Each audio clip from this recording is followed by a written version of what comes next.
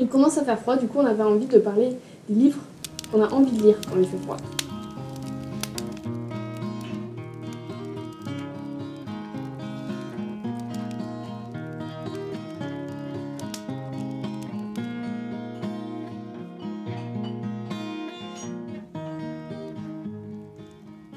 Des livres qu'on va pas lire et qu'on va lire sur la plage. Moi, Bridget Jones en plein hiver, non. Voilà. Et il y a des livres qu'on a envie de lire soit au coin du feu, comme là, avec un chat, une tasse de thé, et ou sous sa couette si on n'a pas de cheminée. Moi, je n'ai pas de cheminée, par exemple, je le fais sous ma couette. C'est ma cheminée. C'est sa cheminée. À ou moi. collé au radiateur, quand il fait bien moche dehors, il pleut ou neige, ou juste il y a du vent. Ça devient encore meilleur. Ouais, j'adore quand il y a du vent et que je suis chez moi. Oui. Je me mets bien face à la fenêtre pour regarder comment elle fait bien pourrie dehors. Ouais. J'ai aperçu qu'il y avait des catégories un petit peu précises de livres qui nous plaisaient dans ces Voilà. cas-là. Comme elle a dit, c'est pas Bridget Jones qu'on va lire, c'est pas... Et ben c'est ce qu'on va... Voilà, on c'est va ça vous dont on va dire parler. les livres qu'on aime lire quand il fait froid. Les très longues sagas et les pavés. Il est tout en dessous de la pile. Pourquoi on a fait ça? J'ai fait tomber. Ça, c'est pas rien. Donc, le premier auquel je pense, c'est l'Assassin Royal. Le truc dans lequel je vais pouvoir me plonger un bon moment où je sais, limite, il y a 48 tomes. Ouais, trop bien, parce que je sais que, limite, ça va pouvoir me suivre pendant tout l'hiver, et puis je vais être dans cet univers-là. Et comme t'es à l'intérieur, tu peux pas trop bouger et tout, pendant eux, ils partent se battre, tout ça, dans leurs univers pas très bucoliques, donc du coup... Moi, dans le genre, alors je vais pas du tout être originale, mais je sais que je parle aussi pour toi. Oui. C'est les Harry Potter. En même temps, il y a un truc aussi, que c'est des pavés. Et amener ton pavé sur la plage, c'est compliqué. Moi, j'emmène pas mes Harry Potter à la plage. Non, voilà.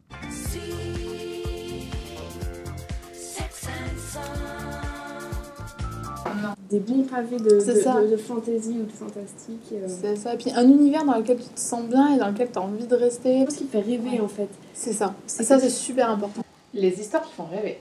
C'est des romans en fait d'ambiance, vraiment, avec des ambiances un peu sombres. Pas forcément qui se passent en hiver, Pas mais forcément qui fait peur non plus. c'est C'est ça. un peu... Mais alors, bon, là, lui, Jonathan Strange and Mr. Norrell de Susanna Clarke, il combine la catégorie, donc pavé. J'y suis restée un bon moment dans l'univers. Et puis aussi, eh ben, c'est toute une ambiance, c'est un truc qui fait un petit peu peur. C'est tout un univers dans lequel tu peux être bien imprégné. Et puis, c'est une ambiance très sombre, donc hiver. Ou sinon, Le Cirque des Rêves, d'Erin Morgenstern. Morgenstern, peut-être.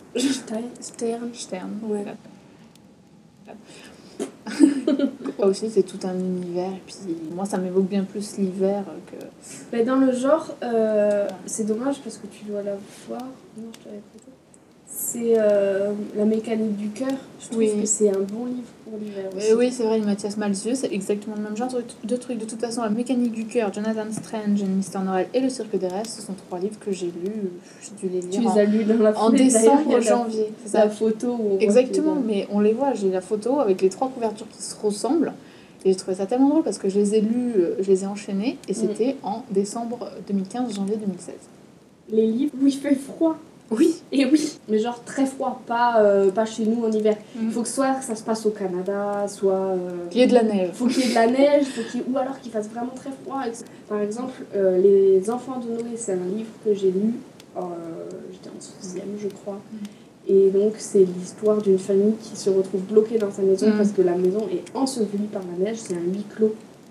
Je ne l'ai pas relu depuis, peut-être que j'aimerais pas, mais j'avais adoré parce que j'avais vraiment l'impression d'être avec eux et d'avoir froid et j'avais adoré ça. Ouais. Et sinon, de manière un peu plus classique, Un exemple que personne n'attend. Les Royaumes du Nord. Moi, j'ai été traumatisée par cette série. Je ne dis pas qu'elle est mauvaise, je dis qu'elle m'a traumatisée. Je peux comprendre. Moi, je rêvais du coup d'avoir un démon. J'essayais d'imaginer mon démon, quelle sorte ça pourrait être. Et voilà, avec cet ours blanc, cette histoire de pôle Nord et tout. Après, en tout cas, le premier tome, c'est vraiment un livre à lire en hiver pour moi. Je trouve. Et je suis d'accord, parce que moi, j'ai un autre exemple tout aussi inattendu. Forcément. La passe miroir de Christelle Dabos avec le tome 1 qui s'appelle Les fiancés de l'hiver. Ça s'appelle pas Les fiancés de l'été. Non, voilà. Oui. Ça. Captain Obvious. Bienvenue. Elle se fout de ma gueule. Publiquement. Heureusement qu'on n'aura pas beaucoup de vues. C'est vrai. Ça nous sauve. Ça nous ferait pas de vidéo. Donc voilà, les fiancés de l'hiver. En plus, comme tu dis, c'est pour Harry Potter. Alors moi, j'ai le grand format. Ils sont énormes. Alors je l'ai lu en janvier de cette année, en janvier 2016. Et donc du coup, c'était juste parfait. Je passais mes soirées à ça. Dès que j'avais fini ma journée, je prenais mon pavé, je me mettais sous mon plaid, sous ma couette, et puis j'entrais dans ce monde qui est vraiment... voilà, Fait pour l'hiver. C'est vraiment fait pour l'hiver. L'autre catégorie, une catégorie qui te vient comme ça, des trucs que tu lis au coin du feu. Un livre inifugé. Ah, voilà, un livre inifugé avec ton plaid comme ça. Comme ça, à savoir... Bon, au coin du feu plus le plaid, ça commence à faire chaud. Mais sinon, dans l'idée, c'est ça. Au coin du feu, un livre inifugé du genre les livres de bain pour bébé. Mais non, c'est en plastique. Et B, je sais pas alors. Mais en fait, il faut créer la version livre de bain, version feu.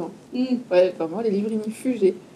Qui serait garantie contre les autodafés.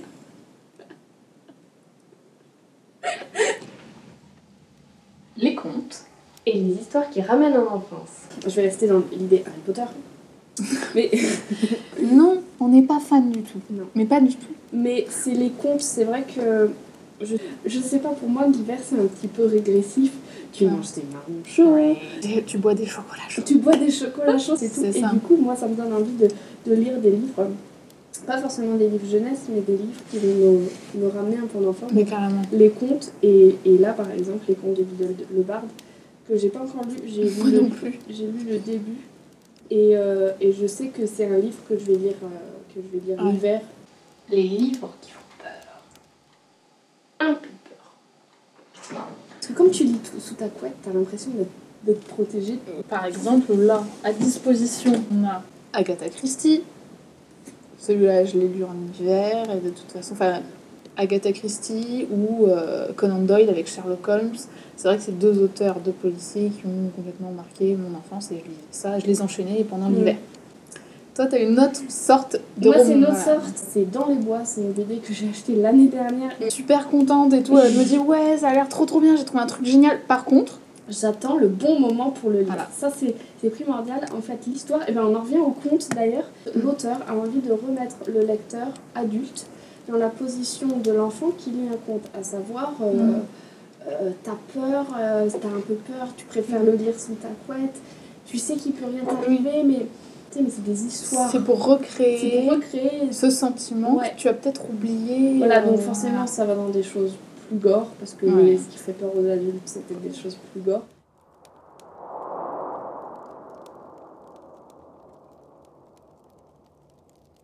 Bah voilà. Voilà, donc si vous avez d'autres catégories, on vous invite évidemment à nous parler des vôtres en commentaire pour participer à notre tea time. Si vous voulez, on vous envoie du thé et vous nous dites, vous pouvez parler de vos livres aussi. On ne pourra pas vous envoyer le mug. Hein. Enfin, pas plein en tout cas. Pas plein de thé. Pourtant, il est bon celui-là. Oh. Pomme cannelle. Pomme cuite caramel. Ah pardon, Bref. un vrai thé d'hiver.